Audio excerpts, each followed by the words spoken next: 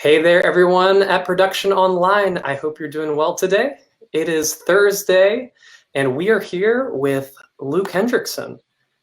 Luke, how are you today? I'm great, man. Thanks for having me. I'm honored to be with you guys today. We're super excited to chat about your new broadcast template. Yeah. So what we've found is that you have spent, 12, 15 years developing this template? Oh, well, yeah, I it's mean, come really on. it's really a lifetime of developing the tools and the ears. There's no better time to be alive in the audio industry because quality is at an all-time high and price is at an all-time low. So there's an amazing convergence of those two things. So it's just I'm very thankful to be alive at this day, and yeah, it's been years in developing the ear and the tools, and so I feel like we've come up with something that is really compelling. It yields an incredible product for a really low price. You know, it's software, so it's upgradable, it's portable, very affordable. Um, you know, I just feel like the power is nearly endless. It's really limited by user ingenuity, user ideas, and creativity. So, yeah, I'm excited to make this available to everybody. We've That's been using awesome. it at Bethel for the last 8 years. So I'm a part of Bethel Church, Bethel Music, and we stream our services live, and we don't go back and remix it. Like everything you see on Bethel TV is truly live, um, and we try to get it right the first time. And so you tune the vocals and you get stuff dialed. We're there with the artist while they're sound checking, while the band is sound checking. So are the sound guys. And so we're refining the EQs, the compression, the tones of things, so that when we go live, it's right the first time. We post it forever, and we don't have to spend a whole lot more post work at all. Like we actually have zero post work. We can really release something that is compelling for the end user, but also it is a great tool to protect the emotional well-being of the artist. You know, Yeah. you've seen it to where there's a bad stream that goes out there, a bad mix that goes out there, and the artist feels like they're not being taken care of. They feel like they're being misrepresented. The vocals are flat or something. The tones are really bad, and they go back and they watch it, and there's some embarrassment involved, and they don't want to go back and they don't want to put it all in the line again because it hurt last time. And so our goal is really to protect the moment and protect the people on the stage, and trying to make sure that they are represented well in a way that would make the end user happy, but also make the artist happy. That's incredible. That is a great way to put it, protecting the moment.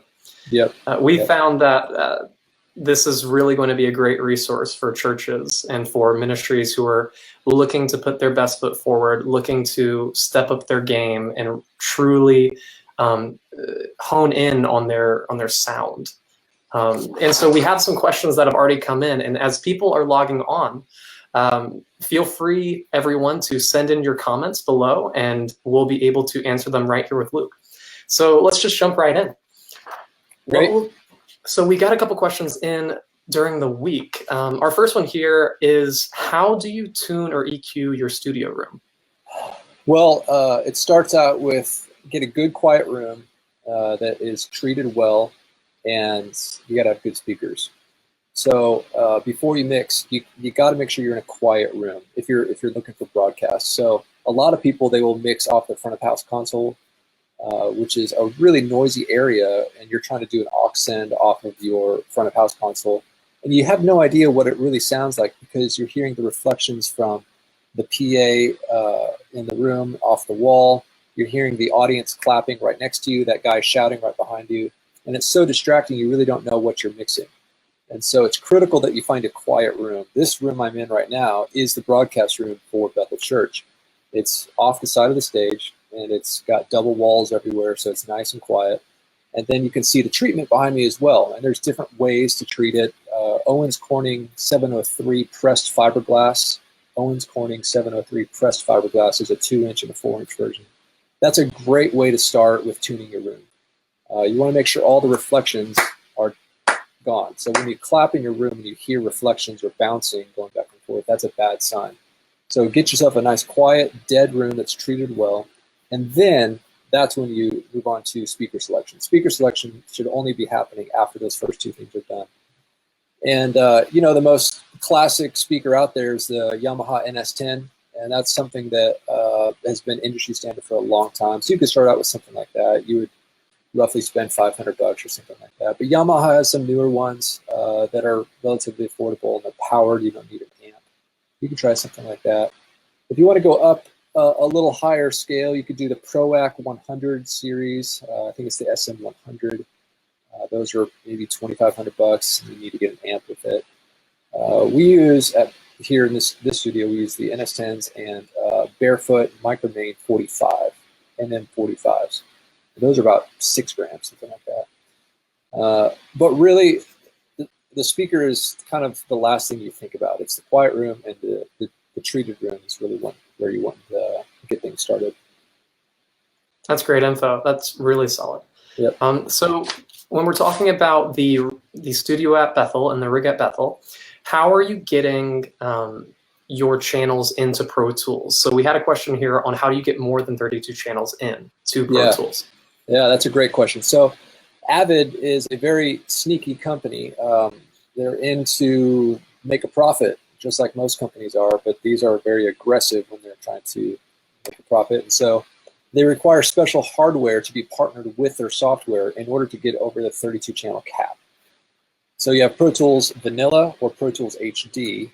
They call the HD version something new now, which I'm spacing on it now. Anyway, if you get the HD software, you get more than 32 channels. But that's only if that software is coupled with their hardware. And so you can get like an HDX system, which is a PCI card which goes into your computer. Or if you're using a laptop that doesn't have like a PCI slot, you can get something like an Avid Thunderbolt I/O. It's a Thunderbolt HD device, and it just goes in Thunderbolt to your computer, and that provides you 2 Digilink like HDX ports that go into an interface. So if you're not worried about getting over 32 channels, you can use any interface, and Pro Tools Vanilla, which is like $600 or ish, I don't really know. So it's a lot cheaper if you're trying to stay under 32 channels. The price goes way up if you're trying to get over 32 channels. So the particular setup we use at Bethel is it's an analog snake split on the stage. There's front of house, monitors, and broadcast. So the broadcast split is an analog split. Comes back to a AMEC Recall 56 analog console. And we don't actually mix on the console. We just use it for preamps. So it goes into there, and we come out of the direct outs into Apogee Symphonies. Apogee Symphonies. And that is a AD converter, so analog to digital converter. And it has HDX, like Digilink ports on there. So it comes out of those Digilink ports into the Thunderbolt I/O, which is an Avid Thunderbolt I/O device. So analog into the console, into the Apogee Symphonies, into the Avid Thunderbolt I/O, which eventually gets into Pro Tools HD. So it's quite a few steps to go this route. You can stay Pro Tools Vanilla and skip a lot of that and come right to like a Behringer X32, USB into Pro Tools Vanilla, and you're going to save yourself a lot of money, but you're going to be capped at 32 channels. Or you want more than 32 channels and still save money, you could try Logic, and that has an unlimited channel count, and you can use any interface you want. You're going to be saving a lot of money. It's like $200 or something for that software. Wow. To piggyback off of that, Kyle just wrote in asking, how important is it to run through an analog console for broadcast audio? Not at all. So not at all. Do you guys do it for any particular reason? We do it just because that's what we have.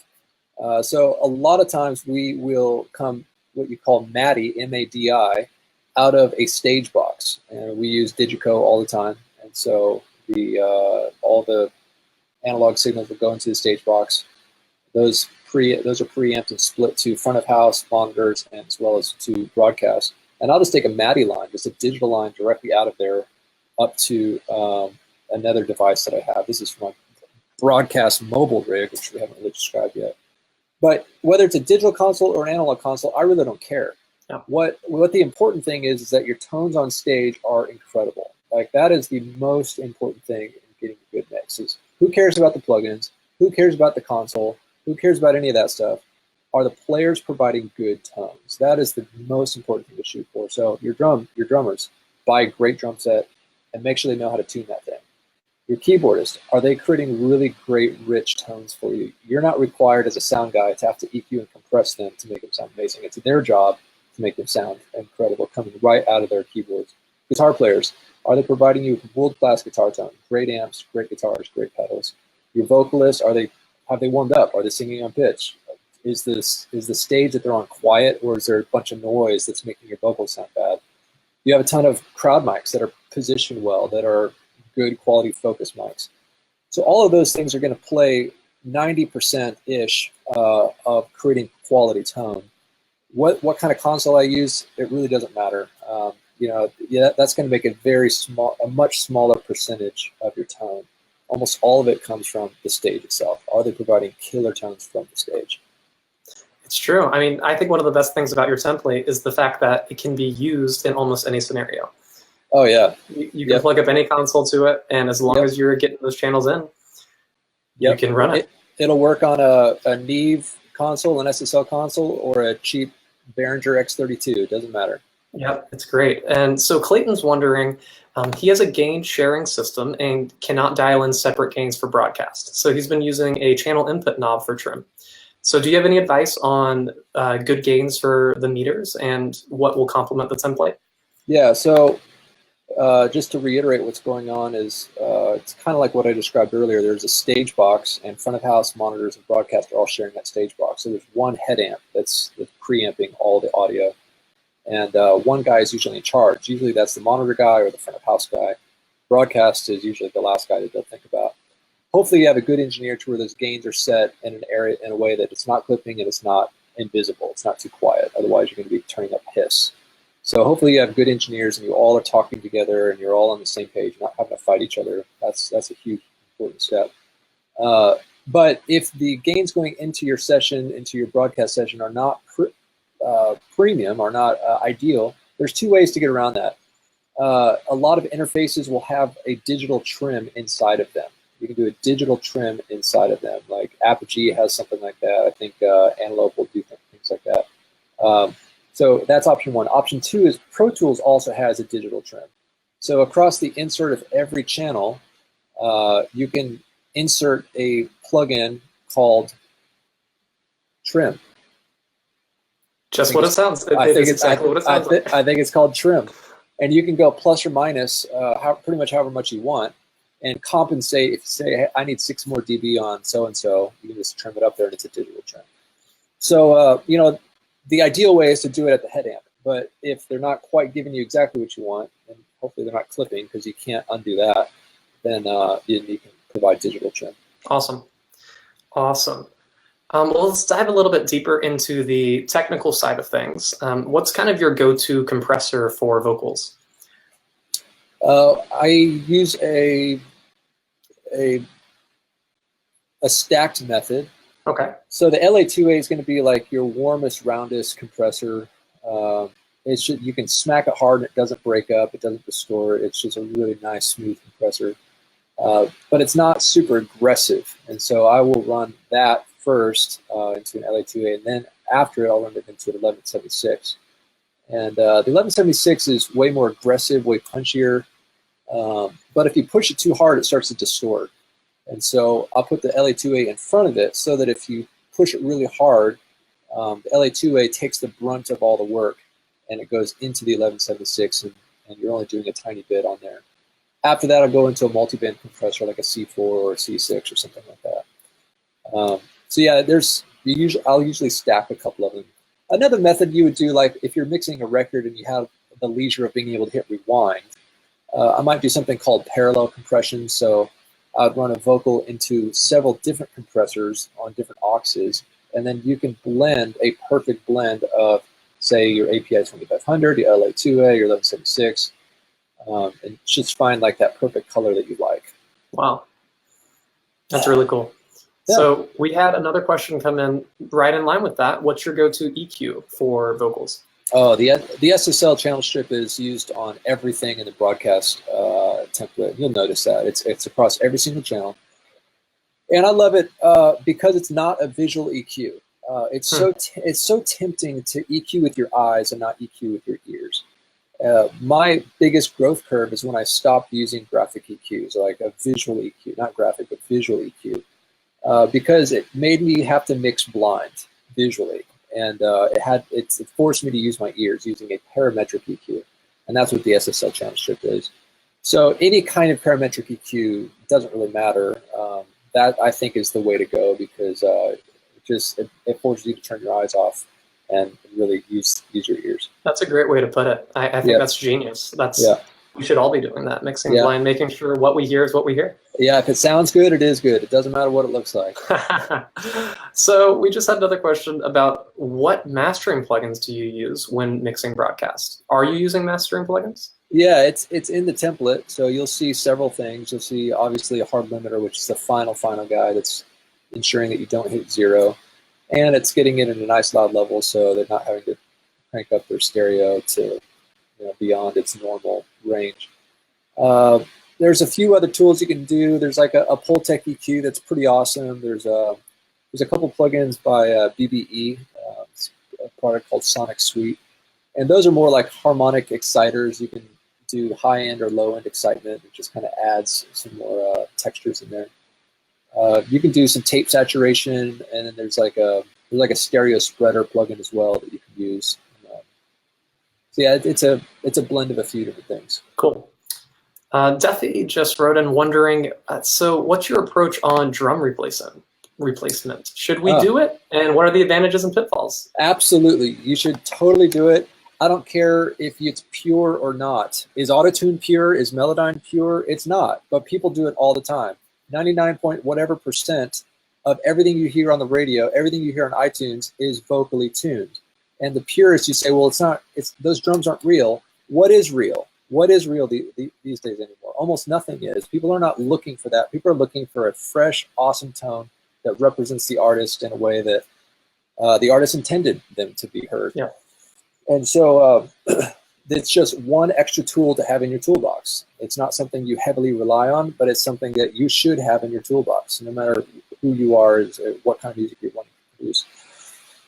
It's usually used as a supplement. It's not a complete replacement. So like I'll use the bottom snare and leave that on all the time. It preserves the integrity of the personality of that snare drum. The top snare is something I will go back and forth on. If they're doing brush work or side stick, then I'll leave the top snare completely natural. But if they start crunching on heavy crashes and heavy cymbals, the cymbal bleed is going to be a big problem. So you go to replacement for those sections. This is not a set it and forget it type of scenario. This is the thing that you're constantly changing throughout the song. So when they're big, you do a setting change. When they're small, you do another setting change.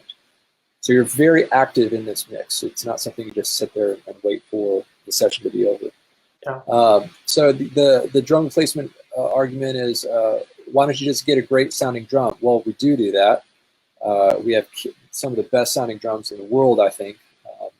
We use like a 8 by 14 snare with a Remo Power Stroke 4 head and the extra wide strainer on the bottom. If this thing sounds huge. It sounds like a gunshot's going off.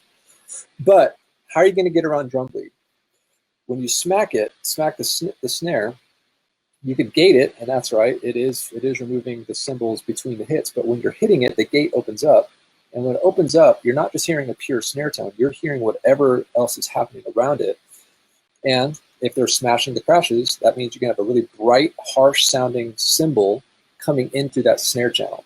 So the way you EQ'd your snare is no longer like the original snare tone. It's actually being influenced by those bright cymbals. So with snare replacement, you can make sure that you preserve the original integrity of your tone. So what if you say, well, I don't want to use somebody else's sound. I want my sound. Well, you can easily do that. Here's how you do it. Before your session, you have the drummer hit a few different velocities on that snare drum, soft, medium, hard. You chop those up into individual samples, and you drop that into drum replacement, into Steven Slate Trigger. And what that allows you to do is preserve the exact same integrity of their snare tone. It's not somebody else's snare. It's your snare without drum bleed, without cymbal bleed. So when they hit it, full volume and crashes, It's the exact same snare, same microphone, same everything, Wow. without cymbal bleed. So that's the holy grail. That's the dream, and you can do it live. You don't have The bread and butter. you don't have to hit rewind. You can do it live. I think that's one key we need to probably make note of is anytime I've watched you mix is you are making, I think, an adjustment every second. I mean, you're always moving. You're super active, and that's probably a myth we need to debunk is the fact that broadcast isn't set it and forget it. Oh, you need man. to be active. Yeah, as busy as the guitar player is or the drummer is, you as a mix engineer are doing the same thing. Every second, there's something happening on stage that is surprising you or inspiring you, And so you're reacting, and sometimes you're actually proactive. You're not just reactive, you're proactive. And if you know the song well, if you know the artist well, you can anticipate what's going to happen before it happens and get that fader, get the delay, get the drums, get the guitar solo, whatever it is in its spot, so that when they engage, it's ready to go. That's awesome. Yep. Well, we have time for 2 more tech questions, and then we're going to move into a couple broader questions. Franco is wondering, do any of your plugins cause latency, and how do you get around it? Yeah, almost every plugin causes latency. There's only a few that cause none. In my Pro Tools template, I tell you exactly how to do it. There's 2 ways in Pro Tools to do it. You can put on a delay compensation plugin. It's called Time Adjuster, and you will manually dial that in to where each plugin is perfectly in time. Or you can use Pro Tools has a latency lock mode where you press a special key at the bottom of each channel and it turns the latency the color blue. And what that means, it locks it in so that when you hit input or not input, the latency stays locked so that all of your stuff is compensated accurately. Wow, that's awesome. Let's do, this is a great question. What is an economical way to get channels from the board to broadcast through Dante? So this current setup that Andy's using, it's sent through an aux post fader. And so what's kind of a more economical way to get that signal to broadcast? Yeah, Dante is probably the most affordable option out there. Sorry, my phone's getting a phone call while we're talking. That's not good. Dante is probably the most affordable way, transport method or protocol to get audio into your laptop or your computer because it uses an Ethernet port. Almost any computer has access to an Ethernet port, whether through an adapter or natively built in. And once you get into there, you use the Dante driver that makes your Ethernet card look like a sound card, and so that your DAW, pretty much any DAW, can see it as a sound card. Now, if you use something like Logic, you can use one input device like Dante and have a completely separate output interface. They don't have to be the same interface. They can be 2 separate ones. So the input could be Dante and the output could be whatever interface you want. If you have an Apogee something, if you have a Behringer or something, you can go out of that. So your local speakers could be coming out of your local outputs. That would probably be the cheapest way to do it. That's great. If you're wanting to spend a little more money, you could get an interface that has Dante built in and a bunch of local ins and outs. Avid makes something. There's a bunch of other companies. RedNet, Focusrite. They have a ton of Dante products out there for it. Cool. Well, this is actually a quick one. What faders are assigned to your Nano Control? And can you change the tempo in between songs or just the delay plugin BPM? Yeah, so I have all my delays slaved to the DAW tempo. So as the band is playing, I will go into the global tempo and I'll just tap in the tempo of the song, and so all my delays will slave to that command. The Nano Control is this guy here, and it's super cheap. It's $60, and it does a great job at software control. And I put those dedicated on vocals and delay. Everything else is done with the mouse. So vocals and delay is put on the Nano Control. Awesome. Great. Well, we have a couple questions about kind of team dynamics and how you as an engineer work with the team at Bethel, or how an engineer can actually work with their worship team. So this first one here is, how did Bethel balance the growing desire and expectation for high production value and broadcast sound quality with having volunteers? Like, when do you get to the point as a church that you switch from volunteers to professional or qualified sound techs? It's a pretty broad question. Yeah, it starts at the top. You know, like if you're trying to steer a ship and the boss doesn't want to go that way, you're going to be fighting a losing battle. The boss is always going to be the person steering the ship. And so at Bethel, we are privileged and spoiled by having senior leadership that has a very high priority for worship. Worship is a cornerstone of what happens at Bethel. And so if they prioritize it, that means they put time, their energy, their money behind that because it's a priority. And so it's all about priorities. It's all about priorities. What is important to you personally? What is important to your pastor? What is important to your ministry? And hopefully everybody's on the same page. That's not always the case, but it just happens to be the case here. And so money is prioritized and allocated to production here because they really care about it. They care that there's space available to create, there's space available to try new things, and there's space available to make mistakes. You know, this is you're on the edge out here all the time, trying new things that's never been done before. And so, is it a safe culture to make mistakes? And it is. So you know, there's a lot of progressive ideas happening, and it's wonderful because you accidentally find some nuggets and some golds from time to time. Yeah, I think that's great. That wrap. I mean, that got that question good. Yep. So Abraham's wondering, how do you approach talking to your musicians about getting their tones to complement the other musicians and maybe even complement the mix? Because I know you guys do spend some time giving feedback to each other in the studio. Yeah, after every session, they come back to this room. This room is the broadcast room and it's the green room. It's both. When the band is done, the audio source goes to another room so that this room is no longer live. This is only live when the band is playing. So when they come back here, I hit stop. I go back in Pro Tools and I instantly play what they played 5 seconds before, or 5 minutes before, really. And we start soloing out tones, you know, like, hey, how are the drums feeling? Hey, I noticed your subdivisions are a little too swing. They're swung too much, and the song's not swung, so let's straighten those out. Or the vocalist, they'll come back here and say, oh, gosh, I didn't realize it, but I was straining too much in that song. I think we need to take it down a half step. That happens all the time. And it's not that I'm the bad guy coming in here. I'm actually just as much on their team as they are on mine. We really see ourselves as one team. And so you use the sandwich method, you know, like everybody's offering advice to everybody. It's a very much a two-way street. And the sandwich method of give some encouragement, what they're doing well, give some ideas on what you could change, and then finish it off with, I love you, bro. So it's a team effort for sure, but everybody tries to stay very humble and open to ways to get better, because we all have something to learn. I still have stuff to learn. Hopefully we never stop learning. Yeah, it's a very encouraging culture. You got to create that so that you can continue to build each other up. That's right. And let me just tag on to that. A lot of our sound guys are also musicians. Musicians have a hard time respecting a sound guy that's only a sound guy. Because they can't talk the same language. They're like, hey, you jump in my shoes and then I'll listen to you. But you've never been in my shoes, so why should I listen to you?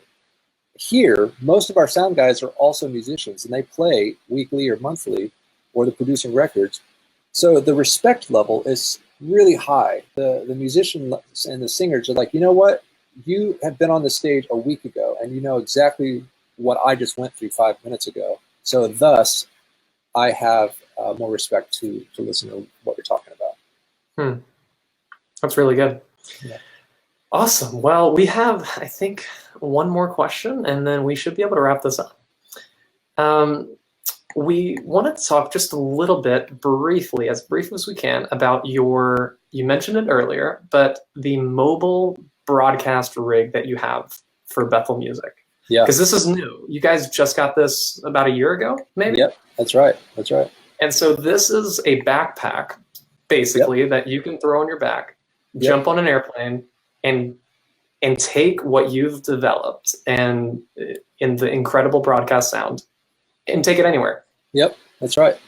So we travel all the time. There's on-location recordings and broadcasts happening all the time, and we like to ensure that we don't just take a great band and singers, but we also take a good production team. So it's a good monitor guy, a good front of house guy, a good broadcast guy, so that when we're on the road, it still feels like we're at home.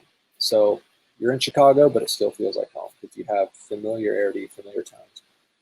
One example would be like we went to Houston to play Lakewood. They had a hurricane relief concert there, which was such a beautiful thing. And a lot of people just came to volunteer their time and try to raise money to give relief to the victims of that hurricane. And so I came with a broadcast rig, all fits in a backpack. And literally within 10 minutes, I went from in a backpack to live and ready to make world-class audio in 10 minutes. It's amazing. So it's so fast. It comes in through, you can bring it in through Dante or through Maddie.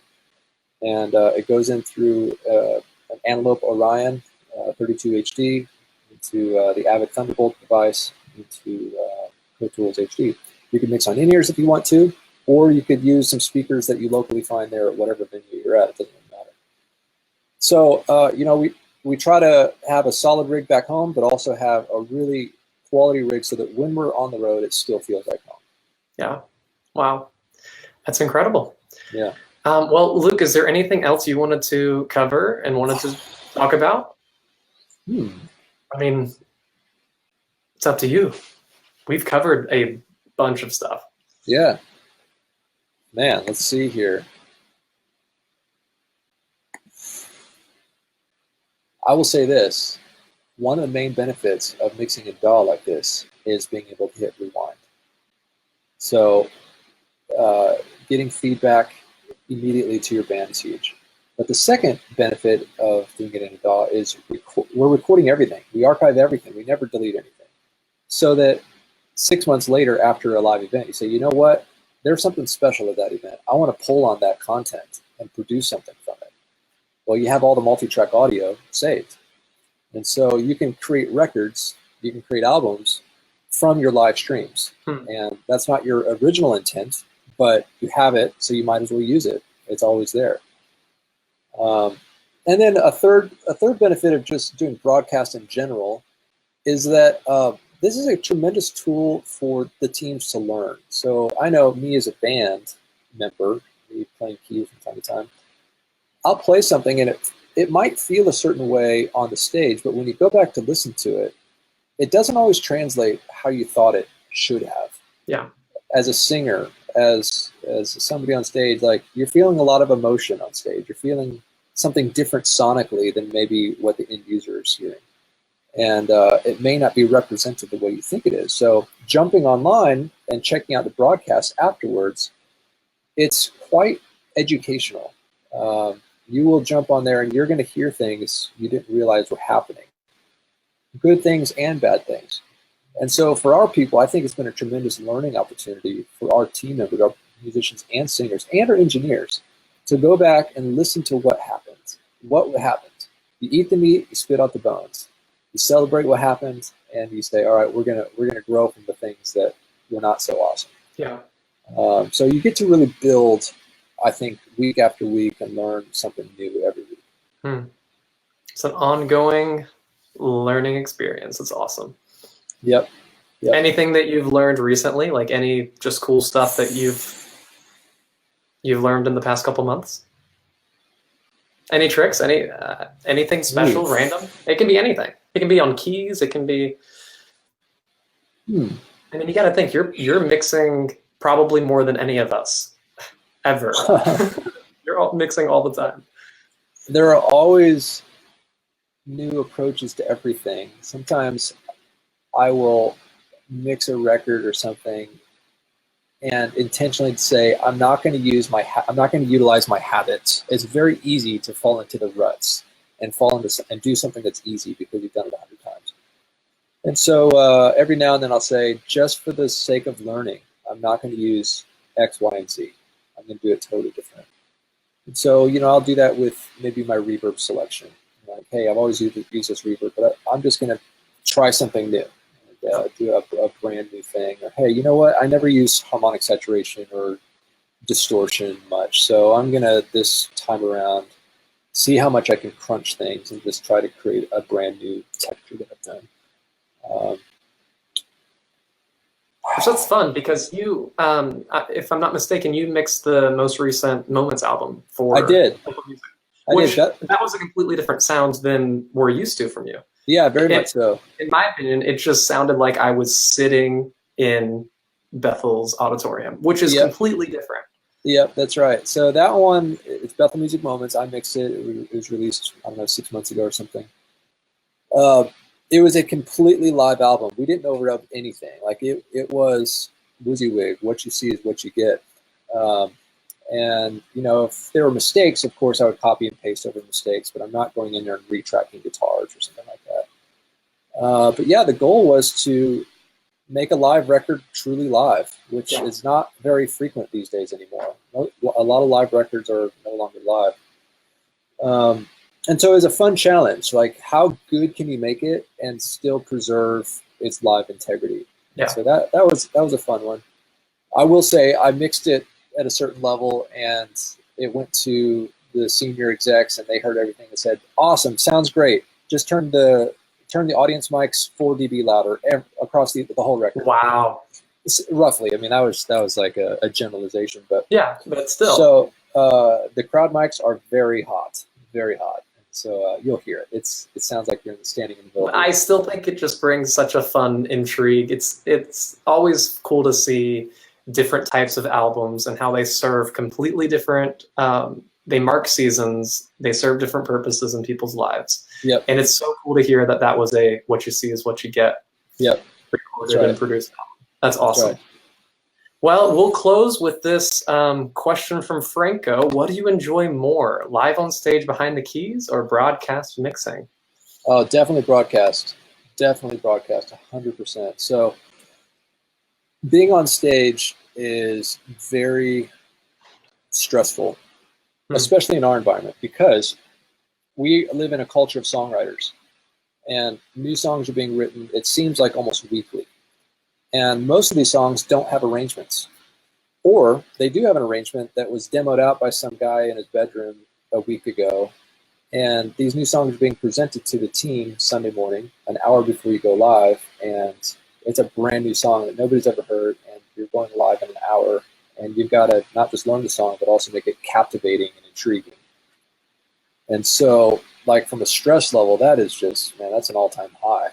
So in broadcast world, it's not so much that way. It can be a brand new song that you've never heard before, but you can still make it sound awesome. And so, you know, depending, there's not like some massive thing like maybe the lead vocalist or switching back and forth on verse choruses. That can be kind of tricky. So like as far as the stress level goes, broadcast I will take any day. And I generally do see challenge though with it as well, because there's a lot of growth in both opportunities. Yeah, there's pros and cons to both, but I will definitely say the broadcast, or just mixing in general is where the joy is at. That's great. Well, Luke, this has been a pleasure. Thanks so much for taking time to answer all these questions and kind of dive into some of these topics. My pleasure. Thanks for having me. Yeah, and we're stoked to have your broadcast template live to everyone. The coolest part about it is it's not just for Pro Tools. You modded it for Logic as well. So it's also a Logic Pro X template. That's right. All the same settings are ported all the way over to Logic. And you include, it's about 30, 45 seconds of multi-tracks for people to try out? Yep, there's a short clip of real audio from Bethel Church, live service, all in there so that you can test drive the template to see what it's supposed to feel like, including drum samples too. And if you don't like those, then you can make your own and have your real snare like we talked about earlier. So it's a win-win situation. It really is a win-win. We're so thankful for the resources that you've brought to the church community and to all of the production team members who are serving across the globe. So thank you for your work. For everyone tuning in, thank you for joining. If you haven't seen Luke's series, Broadcast Audio on Production Online, check it out. It's a wonderful tool and resource for those of you who are wanting to jump into broadcast for your church and for your live streams, but you don't really know how to start inside a DAW. And so Luke's going to cover everything from what DAWs to use to what's kind of some entry-level gear. And if you're already doing it and you want to take it a little bit step further, you can get Luke's template on productiononline.com. So Luke, I will chat with you later. And Sounds good. I'm sure we will get to do this again soon. I look forward to it. Awesome. Thanks. All right. See ya.